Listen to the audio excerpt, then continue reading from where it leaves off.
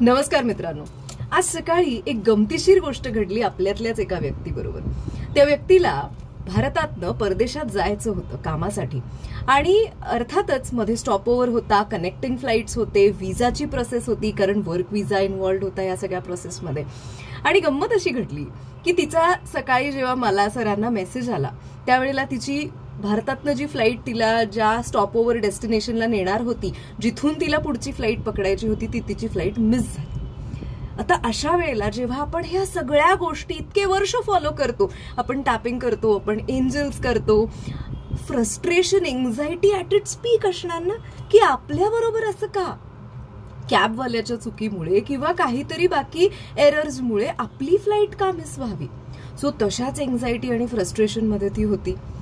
तिने पुढची flight book केली आणि ती ज्या वेळेला स्टॉपओव्हर डेस्टिनेशनवरती पोहोचली त्यावेळेला तिला हे कळलं की जी फ्लाईट इंडियामधनं तिची मिस झाली होती त्या फ्लाईटमध्ये बॉम्ब आहे अशी न्यूज उडाली आणि ती फ्लाईट दुसरीचकडे डायव्हर्ट करण्यात आली. त्या लोकांना डिटेन करण्यात आलं 4 तास आणि त्यांचे प्रोसिजर्स आणि बाकीच्या सगळ्या फॉर्मॅलिटीज व्हायला खूप वेळ लागला. वेअर ॲज ही ज्या फ्लाईटनी पोहोचणार हिने जी फ्लाईट पुढची बुक केली ती तिथं ऑलरेडी पोहोचली, तिचं काम झालं आणि ती पुढच्या डेस्टिनेशनला रवाना देखील झाली. हे झाल्यानंतर तिथे पोहोचल्यानंतर तिने आम्हाला त्याचे स्क्रीनशॉट्स आणि ती जी काय सगळी न्यूज आली हे सगळं पाठवलं.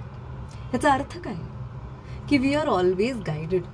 ज्यावेळेला आपण या अशा हायर एनर्जीशी कनेक्टेड असतो, the universe probably knows a much better way for us. कधी कधी ज्यावेळेला आयुष्यामधली काही स्थित्यंतरं घडतात आपल्याला असं वाटतं की हे असं का घडलं, पण कधी कधी the bigger picture of life आपल्याला माहितीच नसतं आणि हे असे कनेक्शन्स, ह्या अशा एनर्जीज आपल्या आयुष्यात येण्याकरता देखील पास्ट लाईफ बॉन्ड असतो.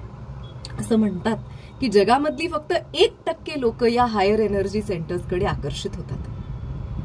सो आपण जसं पास्ट लाईफ मधून ही हायर एनर्जी सेंटर्सचे कनेक्शन्स घेऊन येतो तसंच आपण डिफॉल्टमध्ये बरेच निगेटिव्ह डाउनलोड्स देखील घेऊन येतो जे आपल्या आत्ताच्या आयुष्यावरती काम करत असतात. जसं एखादा प्रॉब्लेम टॅपिंग करून देखील सॉल्व्ह होत नाही.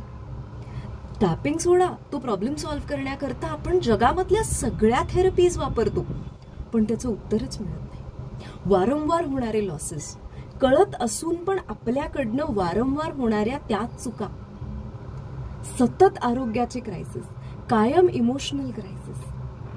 हे जर चक्रव्यूह तोडायचं असेल आणि ते तोडण्याकरता आपण जर सगळं केलं असेल, it's time to try past life. कदाचित ही सगळी नेगेटिव्ह प्रोग्रामिंग एक पास्ट लाईफ प्रोग्राम म्हणून आपल्या सिस्टममध्ये ऑपरेट होत असेल.